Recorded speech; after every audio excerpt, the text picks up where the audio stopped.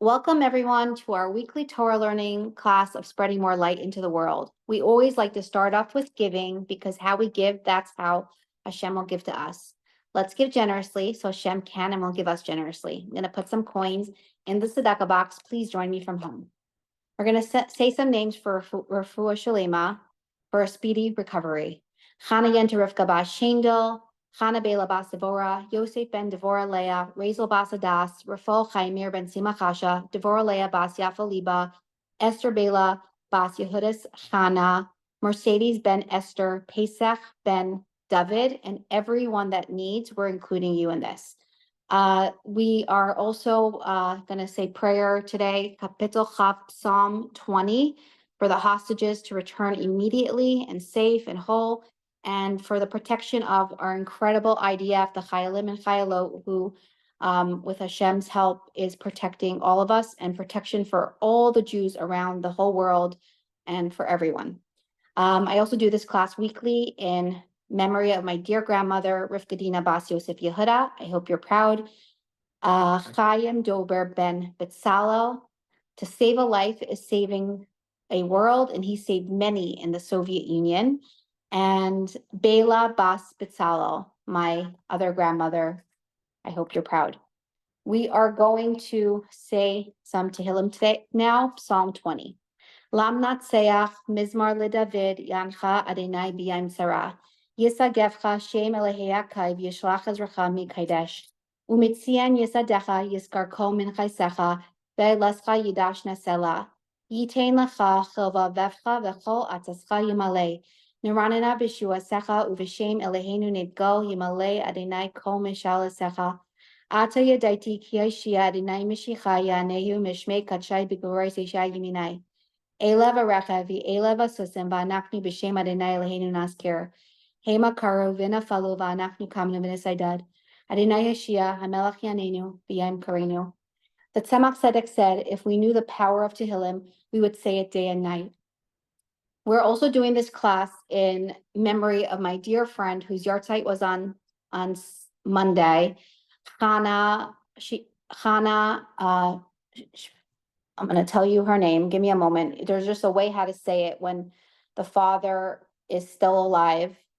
So it's pronounced Chana Alav Shalom Bas Aaron Leib Sheyechia. We should merit to see her with the coming of Mashiach. And I miss you and I love you so much and honored to be your friend. I do believe that there is life after someone passes away. So she hears us and she sees us, and everything we do for her memory just brings her more goodness. So if everyone could please do something in her memory, she's one of my nearest and dearest friends. We're also dedicating this class, a dedication by Chana Chaimson. Thank you so much. And Leil Nishmas, her father, Harav Shneir Zalman Halevi ben Harav Yitzchak Elchanan Halevi Sheyechia. His yahrzeit is next Shabbos, Chaf Aleph Tammuz. His neshama should have the highest aliyah, and you should be reunited with the coming of Mashiach immediately. So before I start my introduction, we're going to share a short video for Yud Beis Tammuz.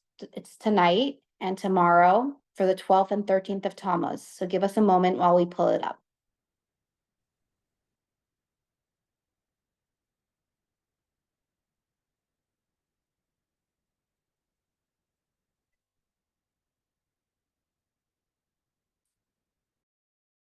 We don't hear the sound. Just start it again, please.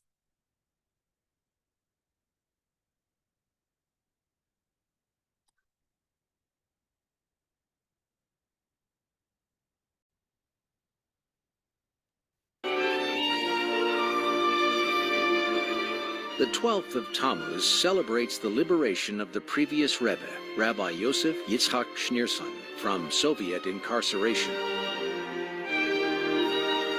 A historic event indeed, but what relevance does it have to our everyday reality? Die was fragen, als die Schaß mit verbindet, mir kommt sich zusammen und mir verbindet sich. von der Monnesach und der Ehre sein sich, oder das, was hat getroffen mit dem Baal Hagiulo, was in Nigel geworden bei Jud Beis, bei Jud Gimel Tammuz. Und hat sich in der Ruf den Klall als am Meise Hu Hayiker von jeder Zusammenkunft von Niden.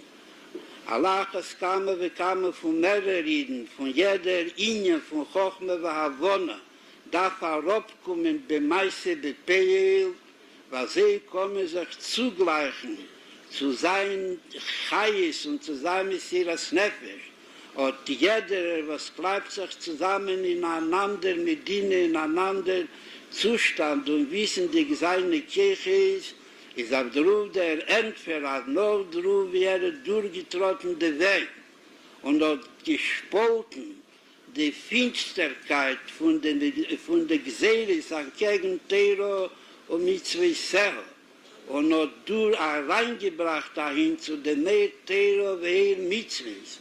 Und wie gesagt, Gimel Tammuz und dann noch Mamscher gewesen, als nur die jüdische Gufen befinden sich in Golus, aber die Nishomen hat viele nicht gegangen in Golus, ist unter dem wird das ein durchgetrettener Weg, für jeder Rieden, a viele Pharakotische Biktanen, a Poshetische Bipschutim, als soll können spalten, dem Cheshech, was ist geblieben, nur drüber ist gescheint der Messias Nefesh von dem Baal Hagiulo, ist auch noch geblieben, Cheshech Bohela Mazeh, Hagashmi, ist aber dort der durchgetrottene Weg und angewiesen genug den Mitteln und die Piule, durch welche Mekondos der Griechen, als der Cheshech soll nicht verstellen, bis wann et Alaylo Kayem Joye,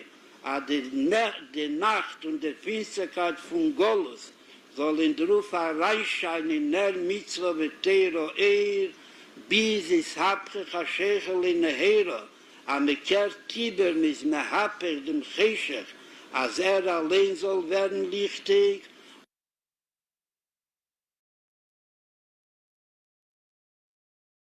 Thank you for sharing. So while I'm going to be sharing about our guest speaker, we're going to pull up a picture while I'm speaking of her and the Lubavitcher Rebbe, where she got a blessing, and she'll tell us about it a little later. So we're going to share the picture, and we're going to keep it on until she starts. Okay, so here goes. That's Mrs. Sivia Jacobson. So I'm humbled and honored to have Sivia Jacobson join us tonight as a advocate and a guest speaker to share about the Rebbeim. She lives and breathes the Rebbe's teachings, and she's a true example and a real chassid of all the Rebbeim. And she was born in Russia. She lived really with Mesiras Nefesh. It was really hard times to be Jewish and practice religion. And she stayed religious, and she is really an ambassador for Hashem and the Rebbe. She's very blessed with so many blessings, but her beautiful family, all of her children are shluchim of the Rebbe. She is the mother. Some of you may know she'll share about her children as well a little later, but Y. Jacobson, Simon Jacobson, and all of her incredible children, which she'll share their names with us, where they are on shluchas. She teaches in Mechon Liahadis, and she inspires women daily. Mechon Liahadis is a school in Crown Heights that when people want to come closer to religion and to Hashem, and she inspires these girls who didn't grow up with this in their lives, and now they're coming much, much closer and are getting inspired by the best teachers.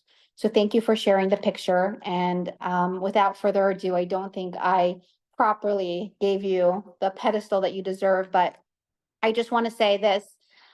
We've been in touch for a very, very, very long time about this topic and some other topics, and it's all about the right timing. And this was the right timing to have Mrs. Sivia Jacobson share with us about our incredible, the previous Rebbe and our Rebbe, how we can follow in their footsteps. So Sivia Jacobson, welcome, welcome, welcome. And just put on your sound. Just have to unmute. So good Yom Tov. Today is a very special day, tonight and tomorrow and Friday. So first I want to just fill in a little bit. I have 5 children. So it's Simon Jacobson, Freda Hech, Baruch Jacobson, Chani Kradnyansky, and YY Jacobson. The reason I want to mention is because I'm so blessed with my children, grandchildren, and great-grandchildren, and I feel all these blessings are from the Rebbe, the previous Rebbe, and then of course the Rebbe here. So thank you for having me. So good Yom Tov. I'm going to start with a little Hasidic joke. So there's a young man who has been started to come closer to Judaism, to Yiddishkeit, and was hanging out with Lubavitcher, with Chabad people, and he calls his father and he tells him, "Oh, Daddy, we're celebrating such a special night tonight. That is the liberation of the Mittler Rebbe that was freed from prison. And I am so lucky to have really learning about Judaism. My soul has been opened up to me, and I'm just so excited." The father says, "Wow, I'm so happy." Okay, calls him another time and he says, "Oh, you won't believe this. Daddy, tonight is a really special day. It's Yud Kislev, the liberation of the founder of the Chabad movement. And I want to tell you, I've become so happy and so calm and serene and really enjoying life and being happy to have you as my father." So the father says, "Oh, I'm so excited for you. I'm so happy for you. I've never seen you so happy." Okay, one more time, he calls him up. He says, "Oh, today, Yud Tammuz. Wow, the liberation of the previous Rebbe who brought Judaism to America. I wouldn't be here. I wouldn't be in this position if he hadn't come to America."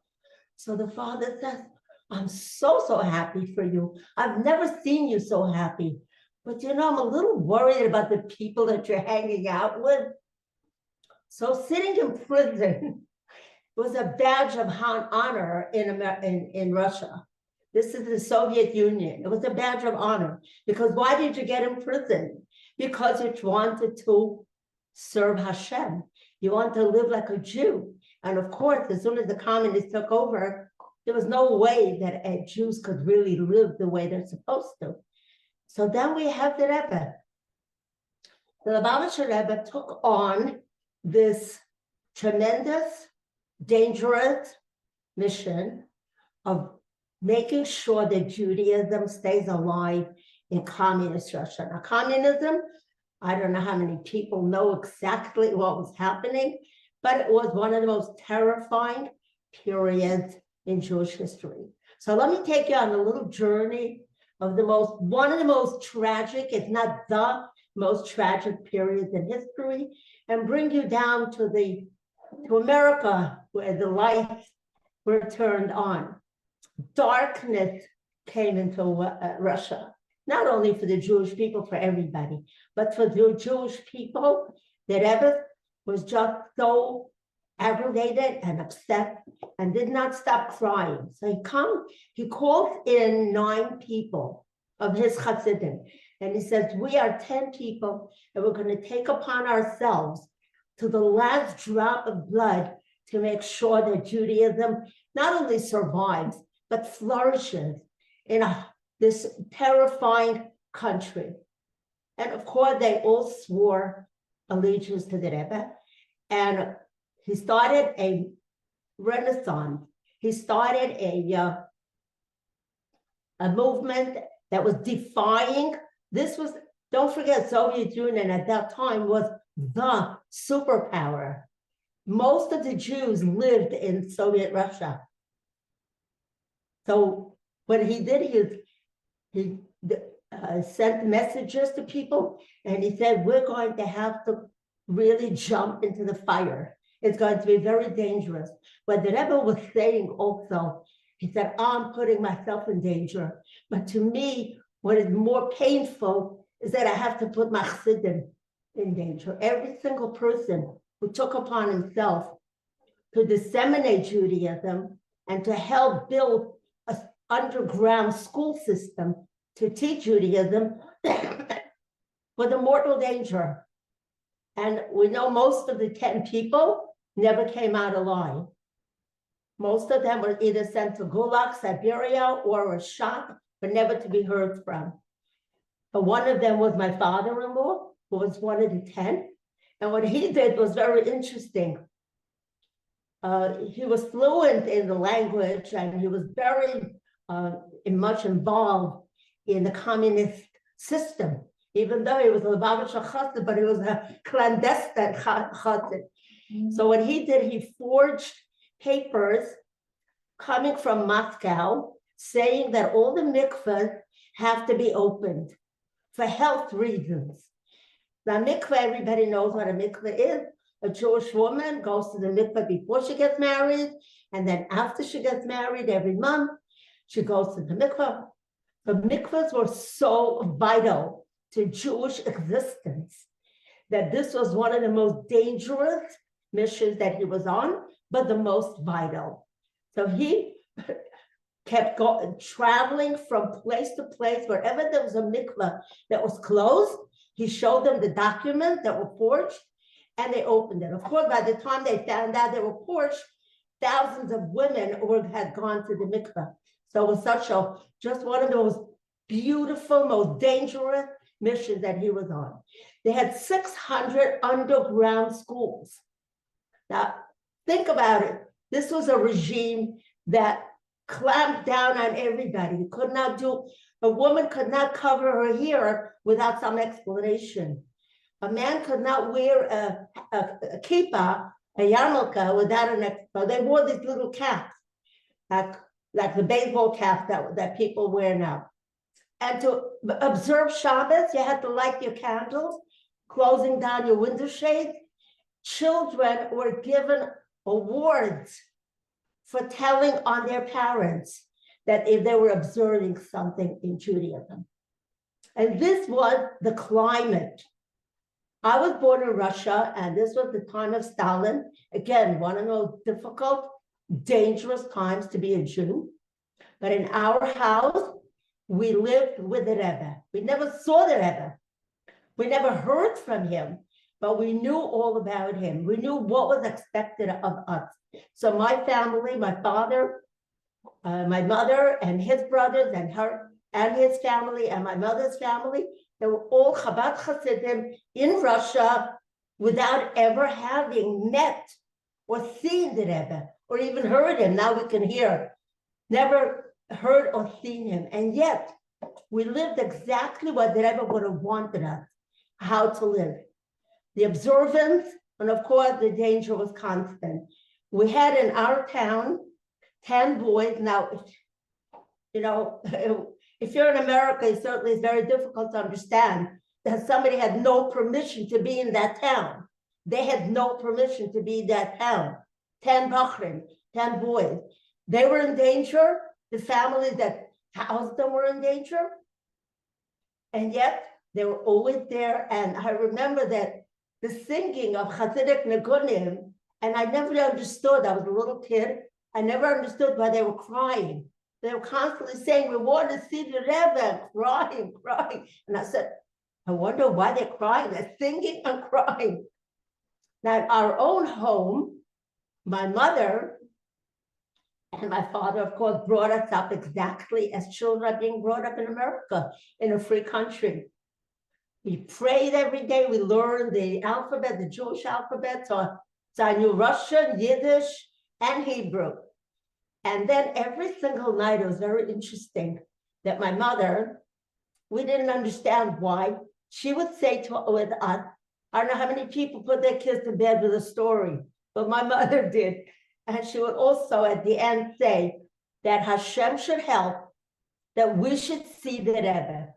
Now, we had as much chance of leaving Russia as anybody who wants to go to Pluto, which is not even a planet anymore. There was no chance. And yet, what do you think happened? We we were merited in 1946 when the Soviet Union opened up the doors for Polish immigrants. We bought a forged passport that we were Polish, and we left Russia. And on the way, of course, we had different stops. It took us, now you can just get on a plane, you go to Moscow, and you're in New York. We took 2 years to come to America. First, we had to wait for the quota and so on. What's interesting is my father was so connected to the Rebbe. You know, there's a story about a man who was dreaming about the Rebbe, and then when he walked into the synagogue, the Rebbe acknowledged him as something that happened in his dream. And so the Chassid said, I didn't know that I know a Rebbe is connected to us, because the word Rebbe, I want you to understand, the acronym for Rebbe means Rosh B'nai Israel, the head of the Jewish people. Now the head feels everything and everybody. When your little toe, your little pinky hurts, the head feels it. That's what a Rebbe is. He feels his chassidim. So my father had a dream that my mother was expecting a baby. My father had a dream that the Rebbe came to him and told him what to is going to have a baby boy, what to name him, and to learn a certain dissertation that the Rebbe was saying. He wakes up and he tells his wife, you know, we're going to have a boy, and we're going to name him for the previous Rebbe, Shalom Ber. And I dreamt that I saw the Rebbe, and he told me to study something, but I can't find it. So he was asking around, did anybody heard of this dissertation? Nobody did. It was called a Maimer. A Maimer means something that from Torah that a Rebbe shares the inside deep secrets of the Torah. So, okay, he had to put that aside. When we left Russia, and we finally, it took us 1.5 years to come to Paris, we met the Rebbe. The Rebbe had just come to Paris because his mother also came together with us from Germany, from Vienna. So he came to pick up his mother to take her to New York. So my father was actually helping out the Rebbe. He was serving him. My mother used to cook for him because the Rebbe did not eat any ready-made food, and my father would bring the food. So my father finally got the courage to ask the Rebbe, and he was not the Rebbe yet. It was this Rebbe who was still not the Rebbe because the previous Rebbe was still alive. This was 1948. The Rebbe would be passed away in 1950. So my father asked the Rebbe, is there such a dissertation? It's called V'harikosi Lachem Bracha, and I will fill you with blessings. So the Rebbe said, why are you asking? So he told him he had a dream. So he said, what was in your dream? He described the dream, and the Rebbe made him repeat the dream. And then he said, here it is. He pulled it out of his briefcase and he showed my father, and he said, this was the exact date that the Rebbe said this dissertation, and he came to you in the dream to tell you to study it. So now the Rebbe comes to America. That again, the Rebbe from Yud Beis Tammuz, the previous Rebbe. And the first day, right away, the first day he meets with Chassidim, and what did they tell him? Rebbe, don't be so excited about bringing Judaism here like you did in Russia. America is different. You can't just make this stringent type of life. You can't impose a stringent type of life in America. It's impossible for you to implement it. So the Rebbe said, these were my friends who came to greet me. Can you imagine how I felt? And he says, when he went to sleep, he says his pillow was saturated with tears because he knew what he had to do. And so what we see now, we are celebrating We're celebrating Yud Beis Tammuz.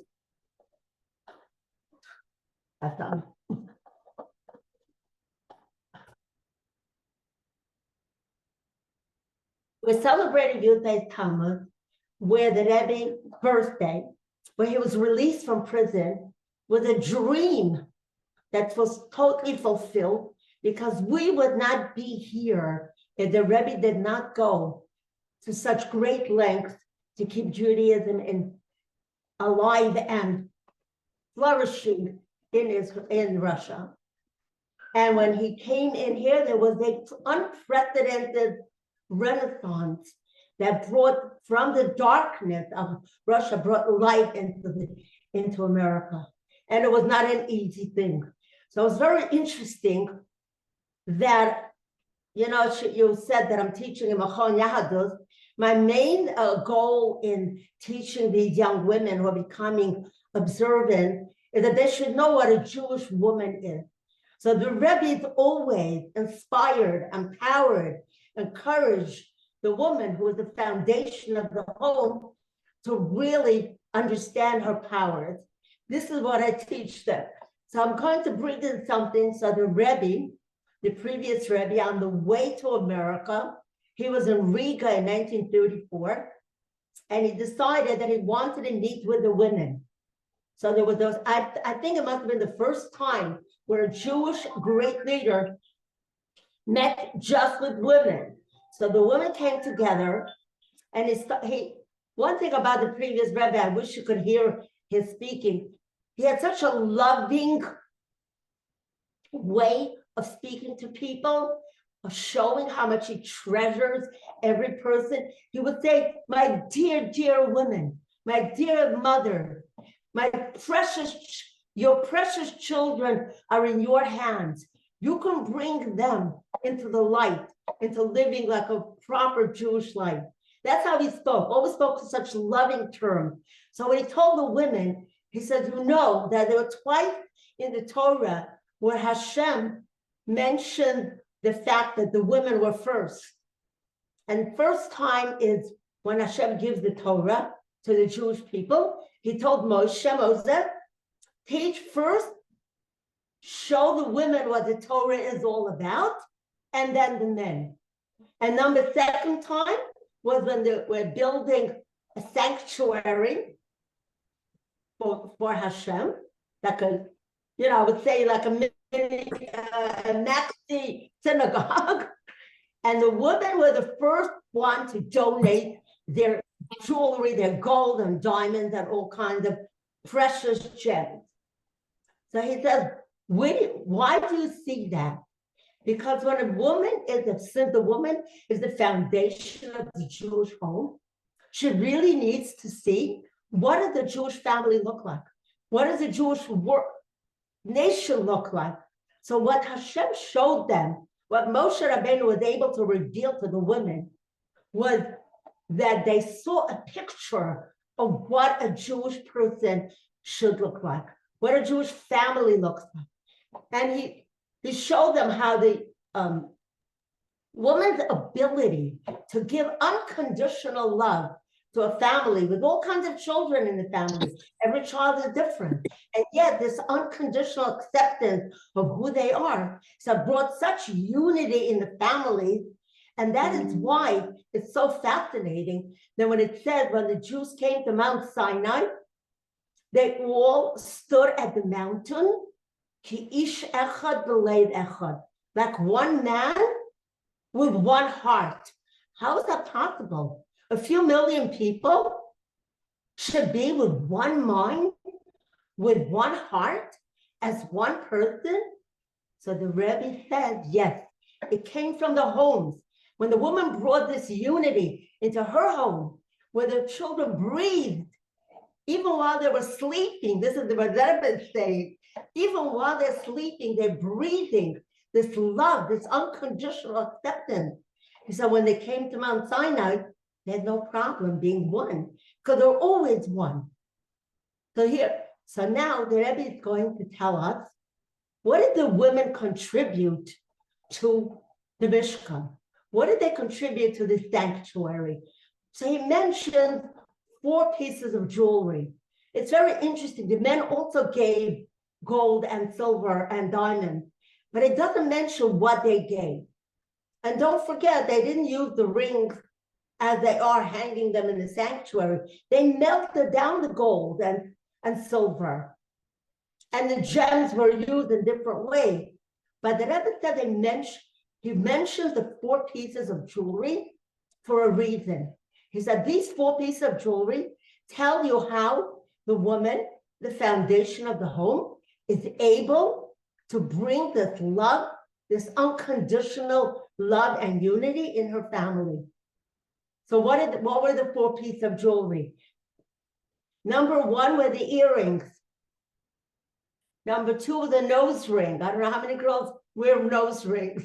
I noticed some people actually do. And then there was the ring. Okay, I have my nice ring. I don't know if anybody can see it. And the bracelet. Oh, and here's my bracelet. Okay. So what does that signify? So the Rebbe says, what does it mean, earrings? What do you wear them on your ears? What do the ears do? You listen. So you have to listen. How your children are talking to each other? How do they talk to their friends? How do they speak to other people? What are they speaking about? You listen very carefully to what their life is all about. You get to know them through listening. Listen carefully and attentively. The next thing is the nose.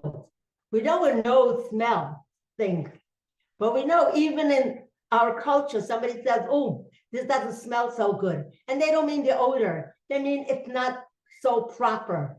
So this is what a woman, when she uses her nose, you smell. What are the children into? Who are their friends? How are they behaving towards them? What is the nature of their relationship? And then we come to the ring. Then finally, a mother, once she gets to know her children, she listens, she smells them, and then she points.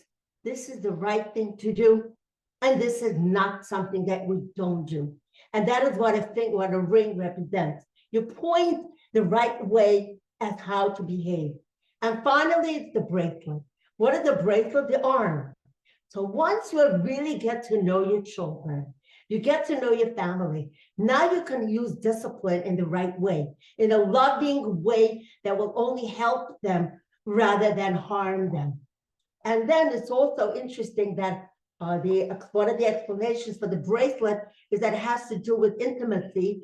And it says that the women understood that the mikvah was the #1 mitzvah for a woman who's either about to be married or is already married.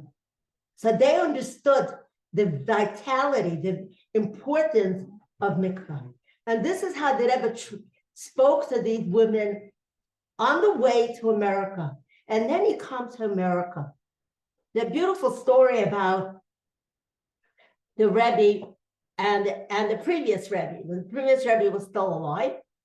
The Rebbe was very active in disseminating material, and because the Rebbe was really building, now in America was easier. However, it was very interesting that the word Mesiras Nefesh, which means you give your life for something. So in Russia, to be a Jew, you had to have Mesiras Nefesh. You had to be ready to give your life. But there's another meaning to Mesiras Nefesh. What is the other meaning? It's giving your will. So in America, in a free country, you don't have to give your life for observing Shabbos. You don't have to give your life for going to the mikveh. But you do have to give over your will to the teachings of the Torah. And that's what the Rebbe did. He was constantly encouraging, inspiring, making a revolution in America. There were a lot of synagogues and a lot of religious people, but they were not proud of being Jewish. They were not showing who they were. They were Jews, very quiet. They went to synagogue, but in the outside, they didn't look so excited about being Jewish. But the Rebbe brought was a pride in being Jewish, a pride in observing Judaism in an open way. There's nothing to be ashamed of. You walk with your towels in the street. You walk with your yarmulke, of course, cover your head. Your tzitzis are hanging out. I love to see the pictures now of the soldier in Israel with the tzitzis hanging out. It's such a beautiful sight to behold. So there's a story about the Rebbe. The Rebbe treated people just so beautifully, as you can see even now, the later years, how he treated people. And some chassidim came over to him and he said, there were a lot of non-observant Jews that come to your synagogue and you treat them equally as though they were just like everybody else, completely religious, completely observant, doing everything. He said, you're encouraging them in their way of life. I don't think you should be so friendly. I think you should reprimand them a little bit, show them what the right way. So the Rebbe tells the story. He says, I didn't know what to do. So I went to my Rebbe. He went to the Rebbe and he said, what should I do? He told him the story, what people are telling him. So the Rebbe said to him, I want to tell you something. Parents who have a child, they love the child so much that there's nothing. They love them more than they love themselves. It's such beautiful, wonderful love for the child. And they have another child, and they love that child. But then they have another child who's challenged. Then the love is so extraordinary, is so unconditional, is so totally unjudgmental, so loving, and it's a special, extraordinary love that they have for a child who's challenged. But the Rebbe says when a Jew doesn't put on tefillin, it means his arm and his head are not working properly. So he's challenged. When a person doesn't give tzedakah, his hand is challenged. Any mitzvah that you don't do, your body is a manifestation of how you live. So he said, these Jews are challenged. So your love for them has to be extraordinary. It can't be like everybody else because they need more encouragement, more love, more moral support, and so on. So the Rebbe, of course, took that on, and he never stopped doing that because, as we see, how many people came for dollars with their problems, and how the Rebbe treated people. And it didn't matter if they were Jews, they were religious. They never asked, what synagogue do you belong to? Do you go to shul on Shabbat? He never asked anybody. They were Jews, they were the non-Jews. Everybody came and walked away smiling. I have to mention something about somebody who went for dollars. So my daughter Chani Kradnyansky and her husband Benny have a Chabad house in Manhattan and Upper East Side, which I don't know how many people know, but Upper East Side is the home of the yuppies, single, seen, thousands, and mostly not so knowledgeable about Judaism. So this Chabad house attracts these people. They also have a special program for young professionals and so on. So they came to the Rebbe for dollars. And then after they came to the Rebbe, they came to my house for lunch. So I'm preparing some stuff in the kitchen. And this young man comes in and he said, Mr. Jacobson, I want to tell you something that I don't think anybody will believe me. So I don't even know who to tell it to. The only one I think I can tell it to is you, because you'll understand and you're going to believe me. So he says, I'm standing, I see people getting dollars, and the Rebbe gives them blessings, and they walk and keep walking. Some people take longer, some people shorter, but I'm standing, and as I approach the Rebbe, all of a sudden, I don't see anybody. I see a ball of fire. And as I step down, all of a sudden, I see a dollar in my hand, and I turn around, I see the Rebbe, but when I was standing in front of him, it was a ball of fire. So I said to him, you don't know what you did for me. The Rebbe revealed himself to you. Do you understand? Because when we come to the Rebbe, we look at a Rebbe, we see his eyes, just like I am, eyes, nose, mouth, hands, feet. Okay, he's smarter, he's holier, he's greater. Okay, but it's just like I can relate. The Rebbe showed himself to you. This is what a Rebbe is. That's what called the Rosh Bnei Yisrael. He's the head of the Jewish people. He feels everybody. He's not just another human being like we are with a limitation that we have. He sees people who they are. That's why when somebody came over to the Rebbe and they asked him for something, even when they didn't ask. I remember I was expecting a baby and I wasn't showing. I had a cape on it. And he gives me $1, and then he gives me a second $1. He says, this is that the baby should be born easy and healthy. And I said, how does he know? I didn't tell him I was expecting. The Rebbe see people for their neshama, their soul, who they are. And how does he see him? Because he is fire.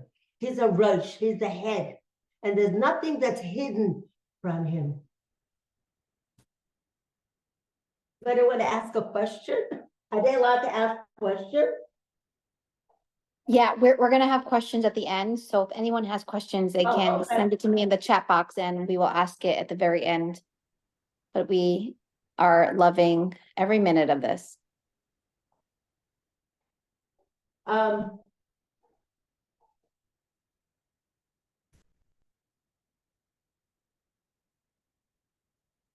Very interesting. When the Rebbe passed away, previous Rebbe passed away, it was Shabbos morning, Yud Shvat. And the day before, he had put out a dissertation, a Maimed, and it was called Batzi Legani, I Came to My Garden. He had it published for his, I think it was his grandmother's yahrzeit. And on Shabbos morning, the Rebbe gave up his soul to Hashem. And this was the Maimed that was left behind. Now let's look at the Maimed. It says, Batzi Legani, I came to my garden. What kind of life did the Frierdiker Rebbe? What kind of life did he have? He lost family in the Holocaust. He went through torture. I didn't mention how much he was beaten and tortured when he was in prison. He lost people. He lost chassidim that he sent to their death because they accepted the ability, the responsibility to build Judaism in Russia. What kind of life did he live? What was he leaving? What kind of legacy was he leaving for us? Was he going to tell us what a horrible world this is and that we have to watch out and we have to really learn more about Judaism? But the Rebbe was saying in this Maimed, it says, Batzi Legani, I came to my garden, that Hashem had bequeathed us with a world that is a garden. We need to look at it that way, and we need to not only delight in it, but we have to share this delight in the garden. So what does it mean? In the word of the garden, you turn around and you see what's going on, how people are hurting each other. But in essence, the world is all godliness, all holiness. What is the idea of Mashiach? Mashiach means, when we live with Mashiach, it means we'll live with this idea that the world is a garden. It is something that we have to plant and water and nurture and bring out the best in everything that grows, in our children, in our families, in our environment, and make the world look what it really is. Because in essence, that is what the world is. It's a beautiful garden, but the weeds sometimes take over. Did you have a garden that was taken over? You went away on vacation and your garden was taken over by weeds? It happens. What do we do with them? We need to pull them out and we need to expose them, show what the garden really looks like. So this is what Rebbe does.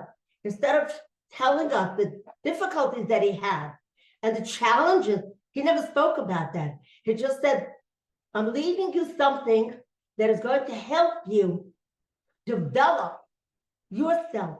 Understand that you're a gardener. You are in charge of your garden to make sure that all the plants are growing beautifully, that everything is blossoming. Your children are really living the life of the Torah, of the Yiddishkeit, the light of godliness. And this is what the Rebbe really, but in the way he, take a look at the world, he said. He conquered the world. It was never, I don't think it ever in the history of the world with such dissemination of Torah and Yiddishkeit across the whole globe. There is no corner in the world that has not been touched by the Rebbe. How did he do that? This was his mission from the moment that he took on the mantle of being a Rebbe, that he's going to bring godliness, light into the darkest corners of the world. And just think about it. Wherever you go, people even tell you, oh, somebody said, oh, you have a cousin in Hawaii? Oh, I was on vacation in Hawaii, and of course, I had to eat. There was a Chabad house. I was my grandson is now in Zambia. What is he doing in Zambia? I asked him. He says, are you kidding? A flourishing community. Just incredible that any corner of the world. How did that happen? What happened when a Rebbe takes over and take his reign of the world and just turns into light out of darkness? So I don't know. I think I covered them just about. Of course, I'm going to look at my notes and I'll find out how many beautiful things I left out. But it was a pleasure, Hani. It was a pleasure to speak to your Yeah. audience. Hi, Steny. I love you all. Thank you so much. Being I have a there. question for you. How Okay. did your family leave Russia?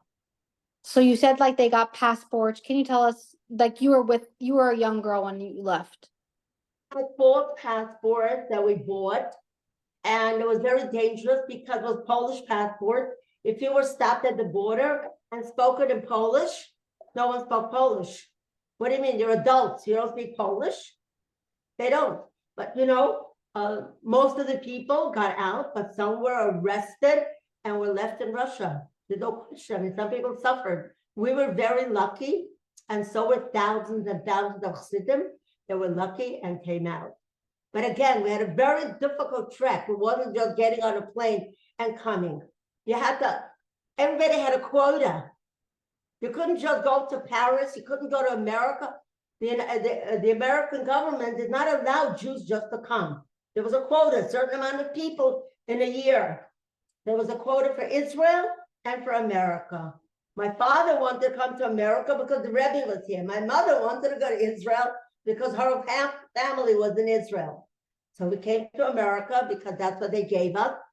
And that's what happened. So the most wonderful thing that I can say about it is that we came to America completely armed with the way we lived exactly that we would have been living in America. Completely immersed in Judaism and Yiddishkeit. We knew how to read Hebrew and really understand what we're saying. It was just a wonderful thing to feel that you come and you're not just ignorant. You just have them, because so many people came, they had no opportunity to learn. So when they came to America, they started to learn. And we were just very, very fortunate, our family and many other families that were touched by Chabad, by the Rebbe. So a question came in. Did you have any interactions with the Frierdiker Rebbe's wife or daughters? Well, with the Rebbetzin, yes, I had a little interaction with the Rebbetzin. It was interesting that, first of all, my father used to call the Rebbetzin every single morning to see how she is. And they had a conversation. I don't know how many people are 770, but the ark was built by my father. But he consulted the Rebbetzin as to what it should look like. And she gave him the idea of making a crown on top. So if you're ever in 770 and you see the crown on top of the ark, that was the Rebbetzins idea.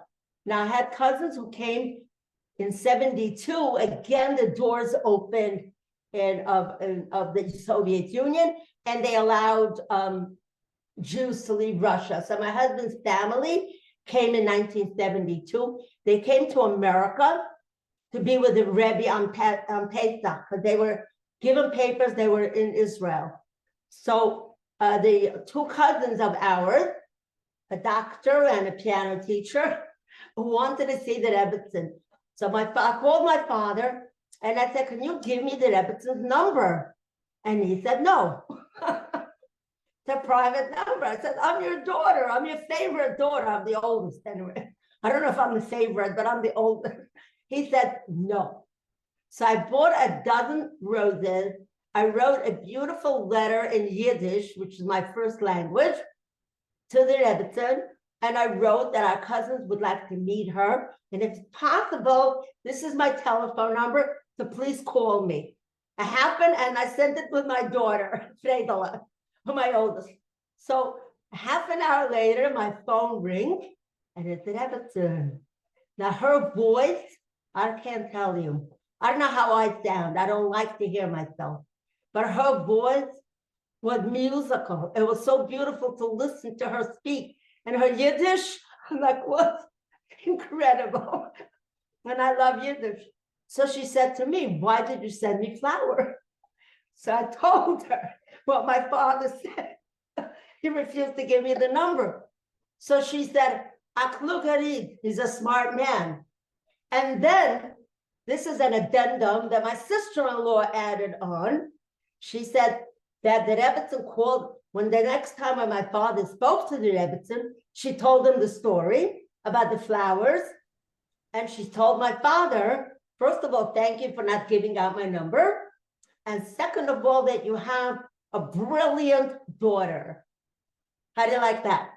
To be called brilliant by the Rebbetzin, I think that's something very special. Am I right? Okay. Now, the other time, Wow. Do you have time to tell one more thing? One more story? Okay. So my husband is putting out a special edition. My husband was a journalist, had his own newspaper, the Allgemeine Journal. So he was putting out a special issue for Yud Beis Tammuz, which is very fitting for today's lecture, for today's night, Yud Beis Tammuz. And he told me, please call the Rebbetzin, now that I have her number. She gave me her number. So I called her. And he said, see if you can get from her something unique, a picture that nobody saw, or a story, anything that you can get from the Rebbetzin. So I called her up and I introduced myself as, I said, I work in a newspaper. That's why I have the chutzpah to call you about this. But could you please give us something for the newspaper? My husband's putting out a special edition for the Rebbe. It was her father. So she said, okay, you want to hear a lesson in saying no without saying no? That was the Rebbe. She said to me, she said, she meant she and the Rebbe love the newspaper. Your husband is so talented. The articles are so interesting. I'm sure he's going to put out the best supplement that anybody could do. I said, yeah, but we wanted something unique, something over. Your husband is so smart. He writes so beautiful. Anyway, she was showering compliments, but did she give me anything? What do you think? No. So you could say no without saying no. And without hurting anybody's feeling. And the supplement was really extraordinary. So I had some other meetings with her, but I'm not going to go there. But thank you for giving me the opportunity to share. Okay, so I just, before you continue a little bit longer, because we want to hear more from you, I just need to give credit where credit's due. This class happened. Sivya is very gracious and she knows how to say no without saying no herself. I guess she learned it from the Rebbetzin. But every time I would call her, she would say, Chaya, I love your classes. You're doing such a great job. And she would just shower me with compliments. So now I know where it comes from. And I was like trying so hard, but I knew you couldn't say no to Yud Beis and you give al Tammuz for the Frierdiker Rebbe, the previous Rebbe. But I just want to say this. I called up Mrs. Sternberg. She's someone that I really admire and respect. She spoke on our class many, many times. She was the woman that would stand by the Rebbe in all the pictures and help the woman along. And her family was very close to the Rebbe, and the Rebbe really empowered her as a girl. And she really is who she is. She says it till today because of the Rebbe and the Rebbitzin and the Rebbeim. And she's just a fascinating woman. If you want, check out our YouTube channel, Chaya Mink, CHAYAMINK, for past classes to hear her speak. But she told me like this. I gave her 3 options for tonight. And the first one was Sivia Jacobson, Mrs. Sivia Jacobson. And she said to me, tell her like this. And I hope it's okay, Sivia, that I'm telling you this, because I think it's really important for the ladies to know your role and why your children are the way they are. Like, you know what they say, like, there's a great man, but there's a great woman behind the scenes. And when there's great children, there is a great mother behind the scenes. And it's all about the mother. And she said that when she came to America, like years ago, Mrs. Jacobson, the Rebbe, would speak at a Farbrengen, which is a Hasidic gathering, which you saw in the video in the beginning. He would give talks for hours and hours and hours with no notes, okay? And many people didn't understand or could hear so well. There were thousands and thousands of people in 770. And when a Hasidic melody went on, which is a nigun, they would sing nigunim. If you can check it out on Gem, on YouTube, you can Google it. You'll see for yourself with your own eyes. Mrs. Jacobson, this is what Mrs. Sternberg told me, would translate word for word. She was the Rebbe's choser, and her 2 sons they say that they were chosers of the Rebbe, but really the original choser that Mrs. Sternberg told me came from Mrs. Sivia Jacobson, and she would educate all the women what the Rebbe said at the Farbrengen. So everyone went home understanding, not just getting that amazing, uplifting feeling, because everyone that I speak to that was at a Hasidic gathering felt that energy, electrifying energy in the room. But Mrs. Sivia Jacobson gave all the ladies a gift they were able to understand, because, like she said, she was gifted with being smart, like the Rebbe said about her. And she really shared what she knew. Like, an Aleph, you teach an Aleph. Like, she didn't just keep it for herself. Now, it's such a big lesson because she could have just went home and shared it with her own family and with her cousins, but she shared it with all the ladies, and it's amazing. And I heard this directly from Mrs. Sternberg. So I'm so humbled and honored Sivia is here tonight, and we're hearing all these amazing, incredible firsthand stories. So we have a question. Did Mrs. Jacobson ever interact with Rebbitzin Hamadina or Rebbitzin Shterna Sarah? Yeah, Rebbe Hamadina was hard of hearing. Could you tell us who Rebbitzin Hamadina was for those that don't know? Hamadina was the wife of the previous Rebbe.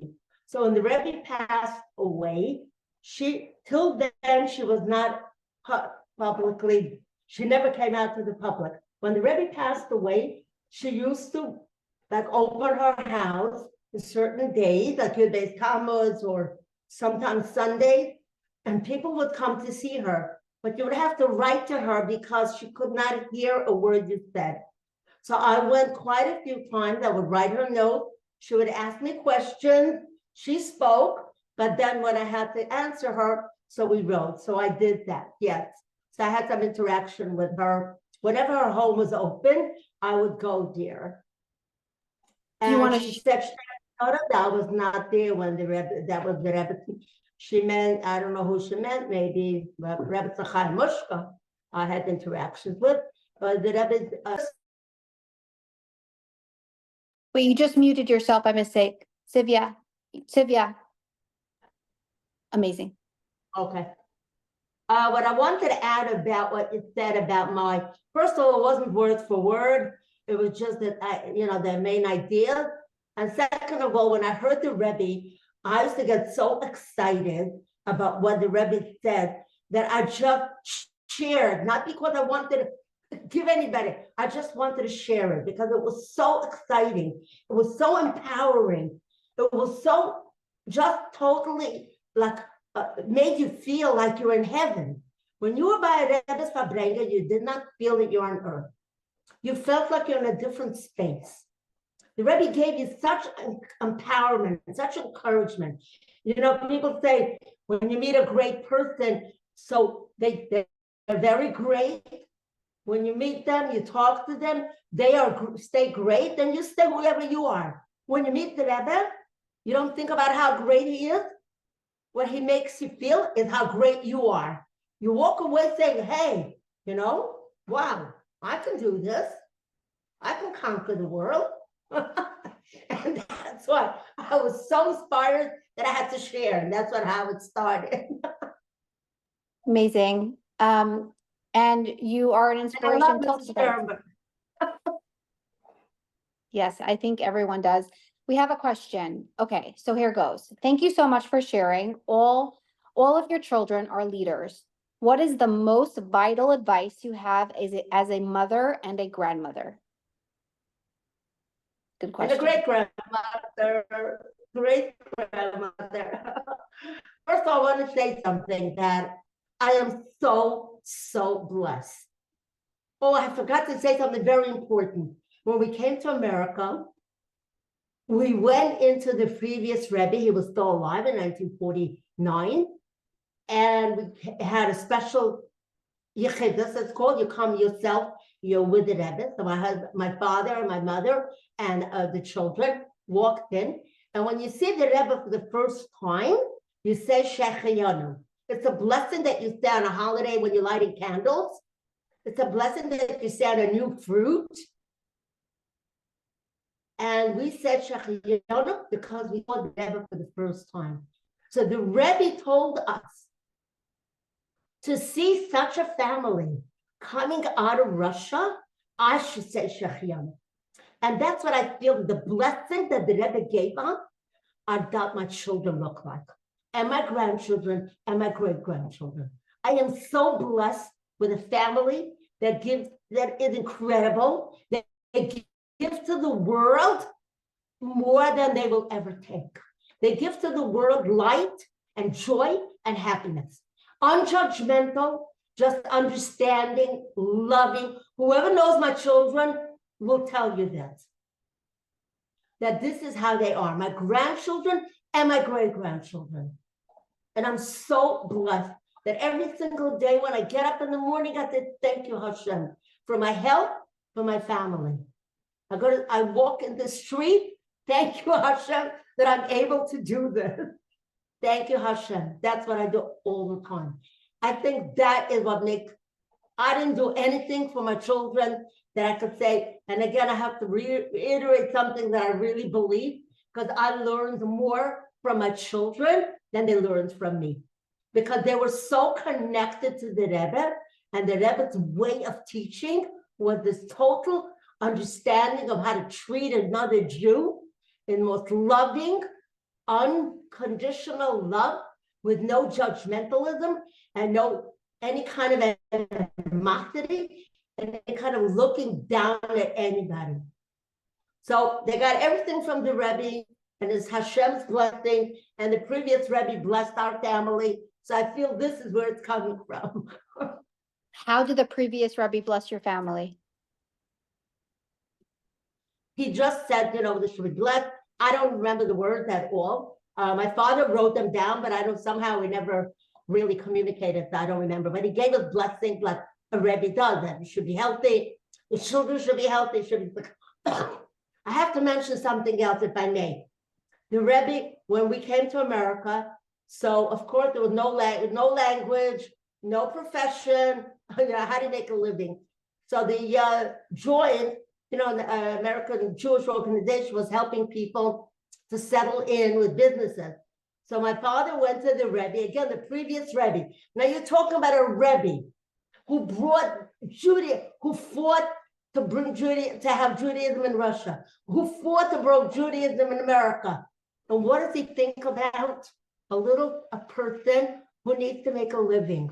So he told my father, buy a newspaper and bring it to me. He brought him a newspaper, and in the classified, it said there was a farm for sale. So the Rebbe stood out and he told him, go there and I'll help you buy the farm. It's the Rebbe who runs the world, who runs an empire. And he thinks about a young man who needs to make a living. You understand what a Rebbe is? That's a Rebbe. And of course, my father bought a farm. Not that he was a farmer, he never made money on the farm. He brought quite a few people to Jewish. There were people there that were absolutely alienated from who they were. There was one man who was intermarried. By the time my father was finished with him, he divorced his wife. And what happened to him, another family, a whole family who owned a pharmacy, they all became from, and they married Lubavitcher. Boy, it was incredible. But the impact that my father had on that farm. But he never made a living there. And when he sold the farm, so then we came to Crown Heights, and we live in Crown Heights since then. But thank you for giving me an opportunity. Wait, we have a couple more questions that came in. Is that okay to ask? Go ahead. I don't care. I could stay till midnight. How's that? We're down. So everyone get your glasses, l'chaims ready. We're doing this. Okay. So someone wrote that I can attest to the fact that that's what Mrs. Jacobson did by the Farbrengens during the Nigunim, in between talks, sichos, mamurim. I was right there. So we have someone. I just didn't ask her if it's okay for me to say her name, but that's something that someone wrote. How did your parents help the Rebbe and Rebbetzin in Paris and in New York? Well, in the not the Rebbetzin, just the Rebbe. The Rebbetzin did not come with him. The Rebbe came himself. He was not Rebbe yet. He came to Paris to get his mother. So the Rebbe stayed in a hotel. My father would, first of all, bring food to him that my mother cooked, because he would not eat from anybody else. And then he would send him on errands. Something very interesting.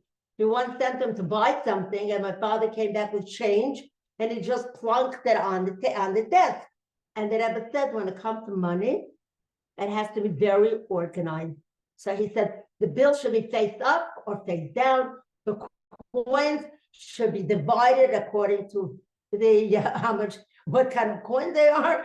So now when I go to a store and somebody gives me change, you'll see me standing there straightening out the $1 and the $5, because that's what the Rebbe told him. And that was the time that my father asked the Rebbe about the dissertation that he dreamt about. That was also that time. So he was very helpful with the Rebbe. The Rebbe would send him on errands, all kinds. He sometimes didn't want to tell us what the Rebbe told him to do, so we don't really know, but that was it. Did the Rebbe send him on errands, like, meaning missions in Russia? No, in Russia, my father never met the Rebbe. He said the Rebbe he was in different cities and Rostov, but he only met the people who lived there. Don't forget one thing. It's very hard for us to understand. You couldn't go from Brooklyn to Manhattan without permission. You needed a permit that was sealed by the government, that you have a right to go from Brooklyn to Manhattan, especially to another city. Forget about it. You weren't allowed to travel, so we stayed where we were. We never saw Rebbe. We only heard about it. We knew what the directives were, what they expected from us. That's what we knew what the Rebbe was. But we never saw Rebbe or met him. We just Was lived. the Rebbe? A question came in. Was the Rebbe at your wedding? The Rebbe officiated at my wedding. Which yes. Rebbe? He was Masader. What is it? The previous Rebbe, or no, the previous. I was very young. No, the Rebbe himself, right now, our Rebbe, was officiating at my wedding. He did it for about, I don't know how many, maybe 4 or 5 years, and then there were too many people already. That at that time was a very small community. Also, the prerequisite was that the girl promised that she was going to cover her hair with a sheitel, not just a scarf or a hat, and the chassan, the chassid had to have a beard, had to grow a beard. Those are the prerequisites. And then the Rebbe was Masada Kedushin. But then after a while, he stopped because it was just, I guess, I don't know what the reason. I was thinking because too many, but the Rebbe may have had his own reason. So I don't know. Right, it was definitely Kabbalah and spiritual reasons. Yeah, of course. But how lucky are you? How lucky are you that you had the Rebbe officiate your wedding? What it did? I said you were very I didn't lucky. hear much. You Oh, were yeah. very lucky. I'm Did you- very, that's what I say. I'm so blessed. I'm so lucky. What can I tell you? I can't take credit for anything because I'm given all these gifts and all these blessings. Okay, we have two questions that came in. Oh, I have a couple more that's coming in. Okay, I'm just gonna go with the questions here. With all the luminaries in your family, how do members get a word in at the family dinner? Could you repeat that? With all the luminaries in your family, how do members get a word in at a family dinner? Meaning like you guys, Everybody talks. Everybody knows if you come to a Jacobson event, there's going to be a lot of talking, a lot of speeches. That's how it is. That's all. And everybody talks. And Okay. it's so exciting. I know we went on a trip and somebody said, I wish I was a fly. Flying with you. We went to Moscow, we went to different holy places, and we had such a wonderful time because they're so knowledgeable. Wherever we went, the history, they knew the history. It was just amazing. Okay, so here goes. When you were young, living in Russia, how did your parents manage to give you and your siblings a Jewish education under communism? Can you share with us? Okay, so this is what I was saying, except maybe I didn't give details. What did the previous Rebbe do? He sent shluchim, he sent his chassidim all over the country, again, illegally, with material. So we had holy books. We didn't have everything like now. I mean, it's like amazing what we have. And of course, we didn't have an internet or any of that kind of, but we had prayer books. We had the 5 books of Moses. We had Gemaras. We had certain, and people shared. You didn't have everybody could have one. When you went to shul, you shared at Siddur. You didn't have your own prayer book. 5 people would look at the one prayer book and so on. But we had these holy books. So my mother started out, as soon as we could talk, first of all, we said the prayers, Moda'ani and Shema and so on. The second thing, as soon as we could really understand, so how to differentiate letters, she taught us the alphabet, and then she taught us how to read. Eventually, we got a teacher to teach us. So everybody had on their own level a teacher. And again, I said, last thing, my mother was again brought up by her father, who gave her all this. She was so knowledgeable, as was my father. What was your parents' last names, like names? Lipsker. So all the Lipsker are my family. We have 1,000 cousins probably, and so on. Okay, we have another question, but if you'll agree on the class, we're gonna do another class with this. But here goes. Did the Rebbe give her husband any directives for the Allgemeiner? My husband enjoyed reading the Allgemeiner. Oh yeah. He certainly did. Because the Rebbe, one thing about the Rebbe, and again, people don't think of the Rebbe in those terms. He understood what a newspaper mission was. It was not to give religious Jews or observant Jews material to read. It was for people who never, mostly a newspaper is for people who read newspapers. They don't learn, they don't pray, that kind of people. That's what the newspaper was aimed at. So that now, every single week, the newspaper had a few very, very interesting things. First of all, some is writing from the Rebbe, where he would instruct as to how the weekly idea of how we learn from Torah, what is directed for that week, and so on, an explanation about different mitzvahs that we do. So the paper had holy things in it, but in a very easy language that everybody could understand. And it had theater, movies, books, all this kind of stuff for people who buy a newspaper. So the Rebbe knew that it cannot be for religious people, because a religious person has to learn Torah, not read a newspaper. So the paper. So here we had a readership who in their house, they wouldn't have a prayer book. They didn't have a chumash. They didn't have any of the 5 books of Moses in their book. They didn't have a Talmud, nothing. And yet they got a paper where the Rebbe's talk, all about mitzvahs, all about Jewish weddings, bar mitzvahs, lava malka, and all kinds of things. So they were really exposed to something they never would be exposed to if it wasn't in the newspaper. So once the Rebbe, my husband went into the Rebbe to talk about different things, and he told the Rebbe, some people say that the newspaper is not religious enough. So the Rebbe said, I'm sure some people say that it's too religious. In other words, the Rebbe understood what a newspaper was. He gave him directive.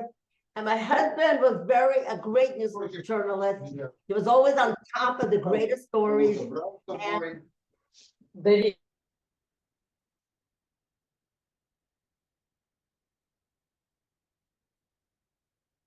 okay.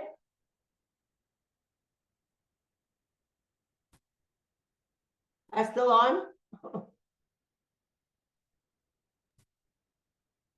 Yeah, we hear you. We hear you. We just had to mute someone that was not muted. Or what was there anything that you said? I didn't. No, you were saying about the newspaper.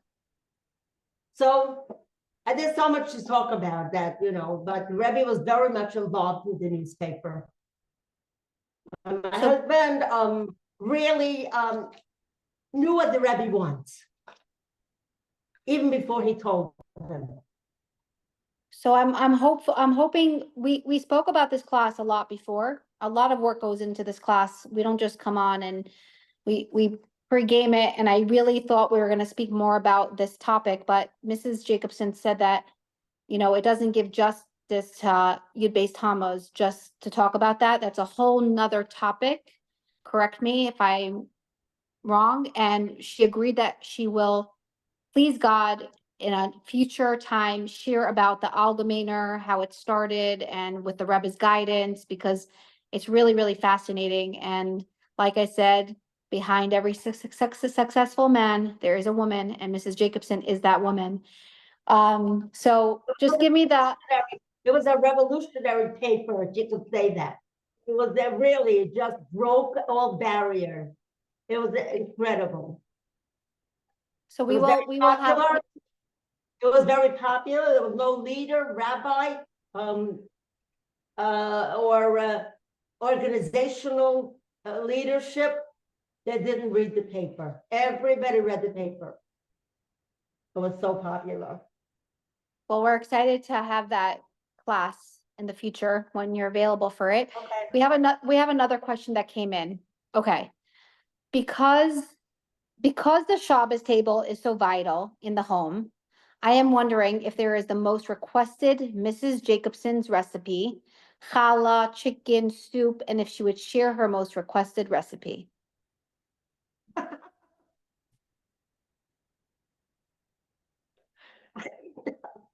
I know I made a chicken soup that my husband every Friday night would say, it's so delicious. And my kids would say, Ma, the same soup as last week. So I don't know. What? And the challah recipe, ask the other Mrs. Jacobson, my daughter-in-law Shandy, and my daughter-in-law Leah. Oh, they're the great, and my daughter-in-law Esty. They're all great challah bakers. One of them makes this, what's the newest thing? Sourdough. Yeah, sourdough. Oh, they're like from a magazine. Esty makes sourdough challah that you could just take a picture and sell it. How beautiful it is. Shandy makes challahs that are bigger than her. Okay, Shandy looks like a teeny little girl. And Leah, the dough is, the inside of the challah is just as delicious as the crust. Wow, you're very proud of your family. It's very special. Oh, yeah. And they're very proud of you. I'm very proud of all of them, yeah. Okay, we have another question. Is there a redemptive moment in the Jacobson family that she can tell us about? Redemptive moment. Explain, please. I'm gonna write. I know redemption means Mashiach. Okay. I don't know what a redemptive moment means. So if somebody wants to explain it, I'll gladly. Open miracle stories. Are there any open miracle stories in the Jacobson family? Feel like my whole family is a miracle story. So I didn't think about it, but we're all miracle. We're all a miracle. We're all a miracle. Yes, we are. Any And more? People are a miracle. Yes. Is there any more stories you would like to share, personal encounters with the Rebbe?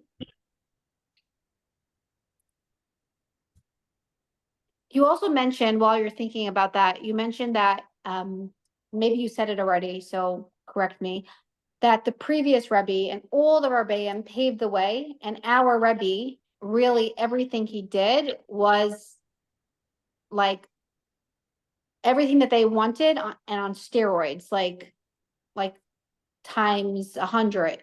Could you expand on that a little bit? What we're saying is that all the Rebbeim are completely connected. So one just grew into another. So every Rebbe were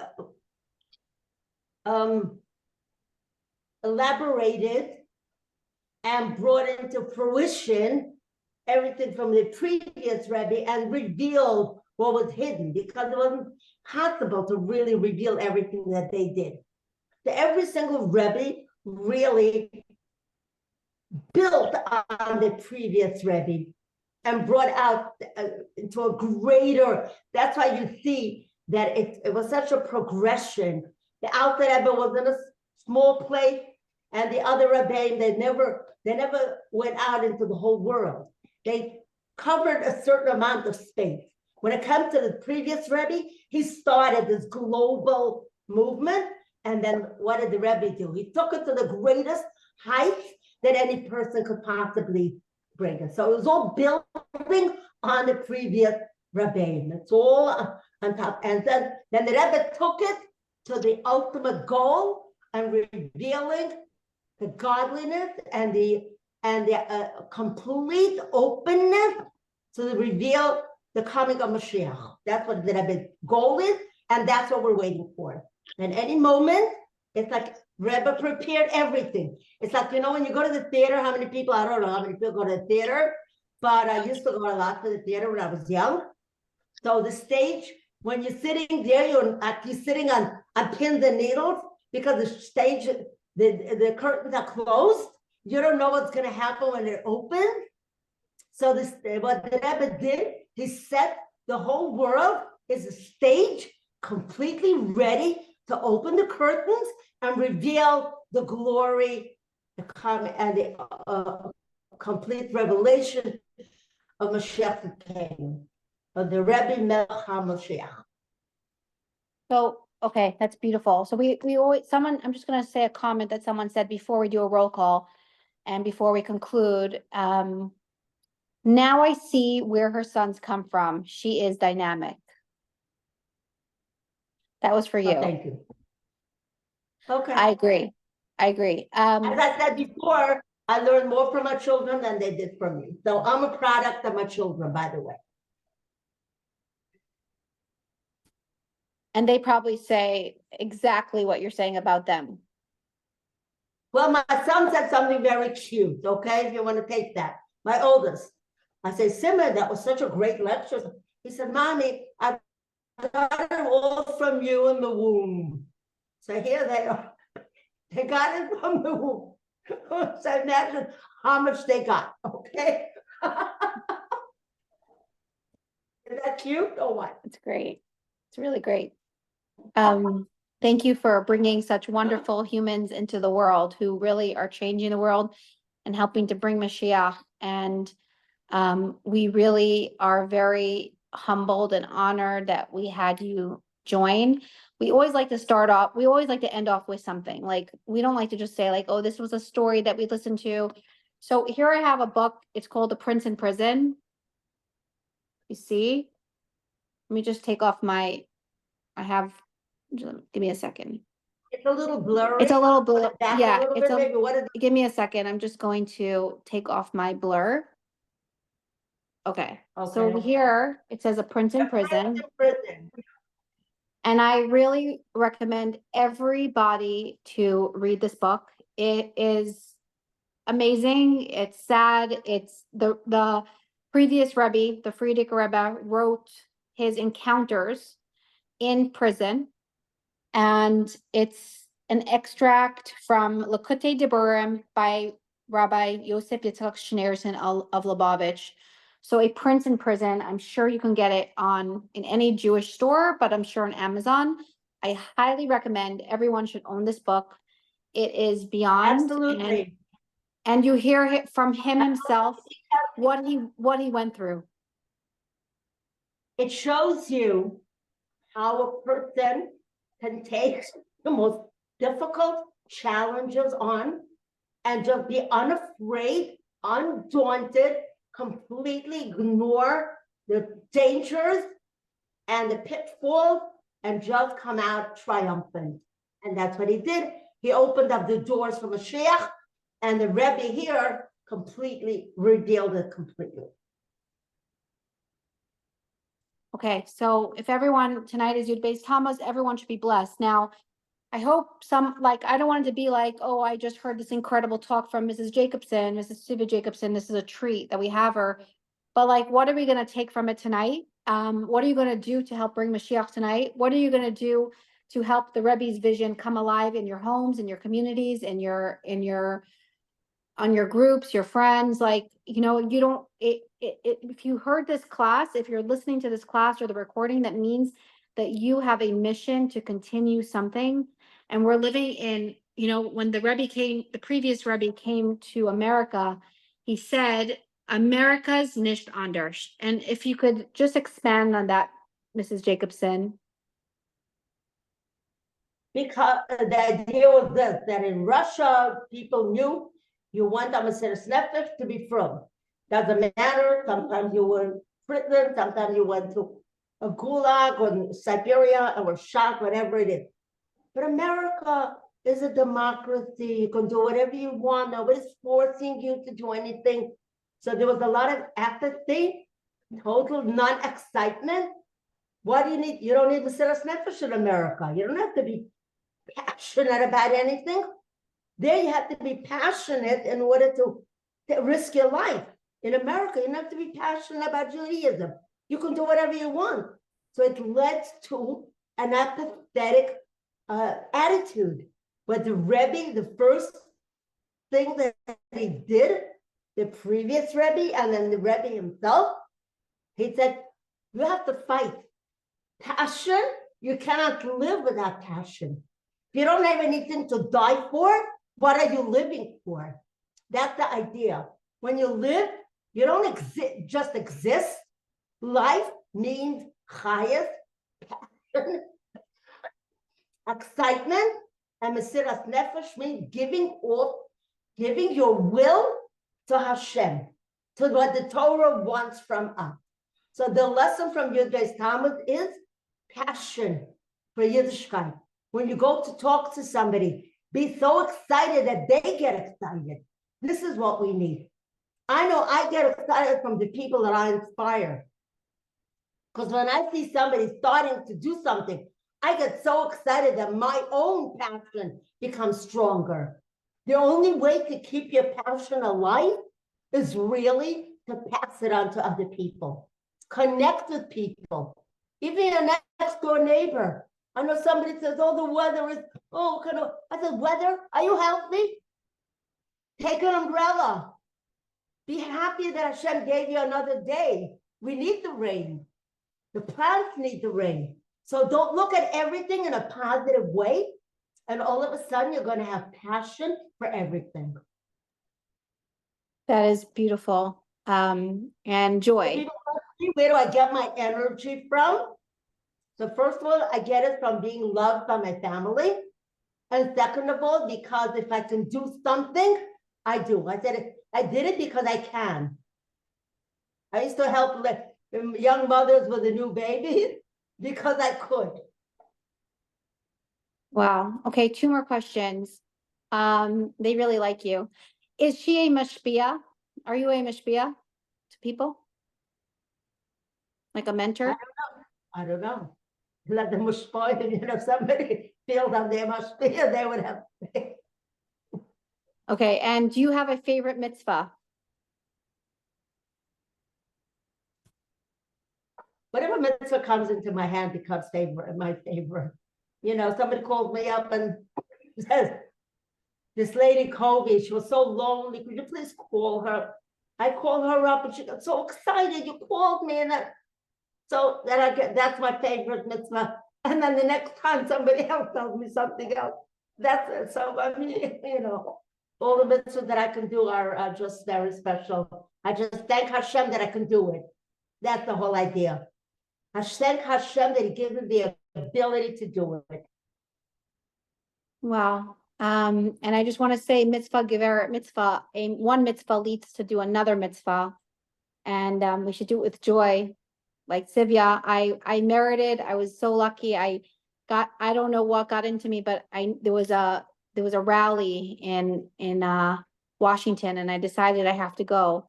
And I really wanted to get there, and I didn't know how I'm going to get someone to take over my preschool, but I guess Hashem wanted me to be there. And who did I end up with next to? Sivya Jacobson, and we had the best time. She doesn't know this, but I'm younger, but I couldn't keep up with her. And I'm like, let me hold your bags. Meanwhile, my back was hurting, and she's like, I'm not going to let you have my bags. And she was on a roll, and we did so many mitzvos that day. We gave out so much Messiahim, and it was just beyond. And I felt very humbled to be in her presence. It was a lot of fun.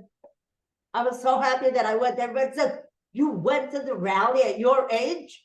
They expect me to, And I said, if Hashem lets me, I do it. So much we can learn from Sivya. Nothing holds her back. And we're very lucky that you tuned in and joined. We're going to do a roll call now. And I'm just going to give credit where credit's due. The roll call is something that Rabbi Kolarski does every year. And unfortunately, he passed away. So we're going to do this in his memory. I don't have his full name, but everyone knows who Rabbi Kolarski is and was. And every year he would do a roll call of all the shluchim and shluchos around the world. There's a men's convention and a women's convention, and it's really, really incredible. So we are going to do the roll call now. And if you didn't tell us where you're from, please do so. And here goes. Okay. So we have Detroit, Michigan, Glendale, California, Crown Heights, Staten Island, Flatbush, North Carolina, Brooklyn, New York, Tampa, Florida, Sydney, Australia, Milan, Italy, Long Beach, California, New Haven, Connecticut, Brooklyn Heights, Mexico City, Michigan, and some others are coming in, but that's what I had that people posted. And then I was asked that we should, Catskills, New York. I was asked to say that every single week we have South Africa that tunes in. They're just on a different time zone, and Israel. So it's pretty amazing that tonight we have so many people from so many different places, and I hope you enjoyed it. We are going to, we're going to conclude this for bring-in. We're going to continue it. We're actually going to have, I said we're going to do it for bring-in on Sunday. It never happened. We're going to do it in honor of my dear friend. So if anyone wants to stay on, I'm going to stop this recording out now, and I'm going to start another one. So if anyone wants to listen to the recording after, you'll just reach out. But we're going to bring together, and I hope Mrs. Sylvia Jacobson is going to stay on. I want to thank you so much for doing this, Mrs. Jacobson. I want to take this opportunity to thank Hashem and the Rebbe for giving me this opportunity to do this class that I feel that I have a lot of passion and love for, and it's really incredible. But without the amazing speakers, it wouldn't happen. So thank you so much, Sylvia, for sharing your experience and your encounters and your love and your joy for Hashem. And, you taught us so much tonight. For those of you that don't know Mrs. Jacobson, now you do, and you're really lucky. I want to say thank you to my dear Mashpia for this class, spiritual mentor, Shandy Jacobson, for helping me behind the scenes all the time. I'm really humbled. Shandy Jacobson's the daughter-in-law of Mrs. Sylvia Jacobson. I want to say thank you to all the ambassadors of this class for helping making this class happen. This class is word of mouth, and that's how it spreads, and it spreads so far. Like in 1 minute, you can become an ambassador. All you have to do is put it on your phones, on your statuses, on your groups, and poof, it goes out to the world. So let's make it happen. If you want to become an ambassador today, please do. It will be really, really awesome. We do this class weekly. We have a YouTube channel. Please subscribe. CHAYAMINK. That's Chaya Mink on our YouTube channel. We also have a Shar B'Tachon class that we started under this umbrella with Deborah Leah and Druzier. We have a WhatsApp chat. I will send it to you, whoever would like. It's awesome. You should join that as well. Sundays, Tuesday, and Thursday. We post it. Shar B'Tachon is Gates of Trust. We live in a time now of darkness, but in the dark, we could become the light. And the Lubavitcher Rebbe wanted that everyone should learn this sefer. It's not a Chabad sefer, 3 or 4 times in their life. So I have it actually. You can get it on Amazon or any Judaica store. I really, really encourage it. So I am going to stop the recording now. But before I do, I just want to also give a big. I want to say something, honey. Sure. Disagree with you. We are not living in darkness. We are living in light. And we have to just tune into it. That's what we need to do. Yes, like Shandy Jacobson has a line. Somebody. Yeah, go ahead. Sorry, What's her line? I didn't mean to interrupt you. I just, on this channel, you don't That's know when okay. someone stopped talking. Shandy Jacobson has a line, don't wait for the end of the tunnel, for the light at the end of the tunnel, be the light in the tunnel. So Shar B'Tachon really helps you be the light in the tunnel. And the tunnel is, we're in Gullus. We are living in Gullus right now. And when we're going to see the ultimate light will be with Mashiach, but we can live with a Mashiach mindset. And by learning Shar B'Tachon, it gives us fuel how to live in this times, like not to be distracted by the outside noise, by the media scaring us. We really have to focus on the prize, and that's Mashiach, and we have to focus on like mitzvos, what we can do, and not cry all day for the hostages. Yes, we have to be sad, and yes, but we have to actually go into action. They're sad. We need to do action. We need to pray every minute that we have for them to come home. We need to do mitzvos. We need to put smiles on people's faces and do so much more. And together we're gonna hear this miracle. But let's not like get caught up with the outside noise, the media. The Lubavitcher Rebbe really like loved the fact that we have like media, and he said there's going to be a time and you could use it for good or for bad, and we should use it for the good and spread light wherever we go. Spread good messages only. Don't spread bad news. Just spread good news, because like I believe that Tzemach Tzedek said, Trach gut sein gut, which means think good and it will be good. And all the rabbis followed, Trach gut sein gut, think good and it will be good. And we're going to manifest the good. And together we will do it. We need to do it. It's It's not a choice. And we have to do it with joy. Because the Lubavitcher Rebbe said, happiness breaks through boundaries, enabling what is lacking at present. That is a direct line. Mrs. Jacobson, are you still here? I'm gonna check in to see if maybe she got signed off, but I wanna just say thank you so much. I really appreciate everyone that tunes in weekly, and I want to say thank you to my husband for really helping out with this class behind the scenes. So thank you to my husband Izzy, and I can't wait for next time. We're gonna conclude with a short for bring in. God bless you all, and please tap into the special day of Yud Beis Tammuz and Yud Gimel Tammuz. Like we saw on the video, the previous Rebbe went through so much pain for our gain, and now we get to practice religion openly and be a proud Jew, and we're proud, and with actions and with speech, and just when you're secure with who you are, no one can mess with us, and everyone will respect you more. So thank you, everyone, and have a wonderful night before we conclude to the Farbringen. And Fran, I love you. I see you. Thank you, everyone, for your amazing questions.